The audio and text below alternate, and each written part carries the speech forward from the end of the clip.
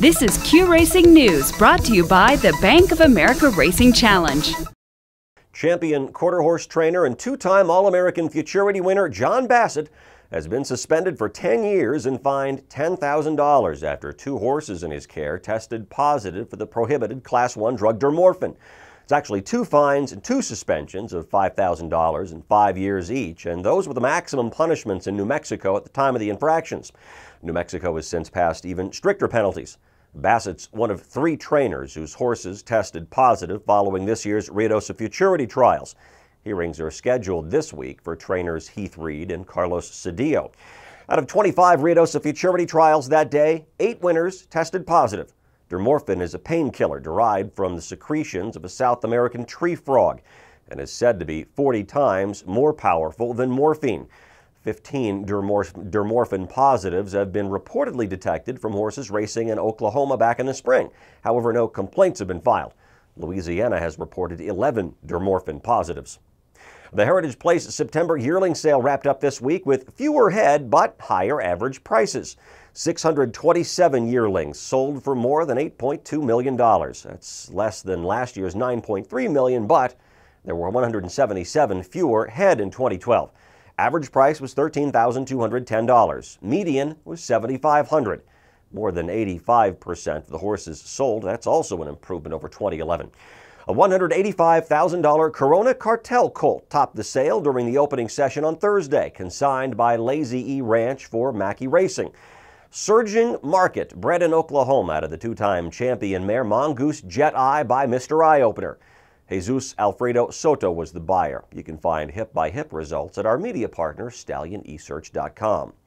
A great field was loaded into the gate for the $100,000 Grade 1 Go Man Go Handicap at Los Alamitos. Riley's Boy, Senor Toby, Chivalry SR, Sparky E-Boy, and this one, Cold Cash 123, ridden Sunday night by Roy Badias. Clean break, slow start, but the afterburners ignite at the 8th pole, and the Michigan-bred gelding's legend grows with a half-length win in 19.511 seconds at 400 yards. The 4-year-old now has 12 wins in 17 career starts, and 7 of those victories are Grade 1s.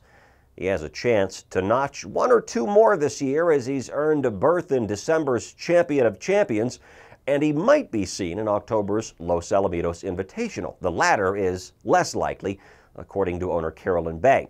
Cold Cash 123 has career earnings of more than $1.2 million.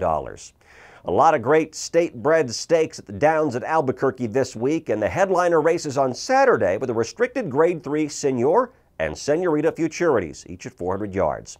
Verona Vaughn's Saturday Nite Romeo scored by a half length in the Senor for colts and geldings and earned $44,000 for his maiden-breaking win. The Dash to Fame colt stopped the clock at 19.763 seconds with Adrian Ramos up for conditioner Lonnie Vaughn. Romeo tied for the second fastest qualifying time when he dead-heated for second in his trial and became the 87th stakes winner sired by the late Dash to Fame. Judy Bachicha's Smafricate won the Senorita Futurity, giving her sire, Streakaway Cash, his first stakes winner. The newest issue of the Q Racing Journal is online and available for your perusal. This month you'll read a ton of All-American coverage, plus plenty of statistics and sale results, and a look back at multinational champion Rare Form. Plenty more too, and it's all free of charge. Just head to AQHARacing.com and click the magazine cover. If you'd like to be notified anytime a new issue drops or when we post a new Q Racing newscast, just fill out the short form at AQHARacing.com. You'll always know the latest. Cold Cash 123 tops this week's AQHA Racing Horse Player Now Top 10 poll of 3-and-ups, earning a unanimous vote. Ochoa stays put at number 2.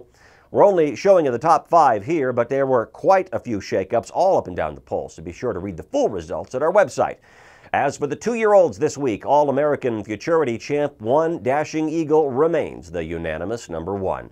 Pollsters made a minor shift just below him, swapping BP Cartel's Alibi and Carter's Cookie in the 3 and 4 spots. The final weekend in September has quite a few Bank of America Racing Challenge regionals. In fact, all the remaining qualifying races except the final 3 at Turf Paradise in mid-October. We'll have the results of those races in next week's newscast as we creep closer to the 20th running of the Racing Challenge Championships, October 27th, Prairie Meadows Racetrack and Casino in the Hawkeye State. That's the latest Q Racing News. I'm Matt Darby in Amarillo. I'll see you next week. This is Q Racing News, brought to you by the Bank of America Racing Challenge.